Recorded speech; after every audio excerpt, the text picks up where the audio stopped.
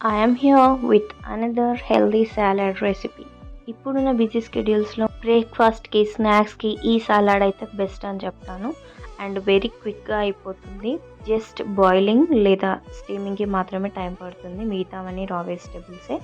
పల్లీలు శనగలు night నానబెట్టేసుకోవాలి. Morning corn కూడా యాడ్ చేసి వాటిని బాయిల్ చేసేయాలి.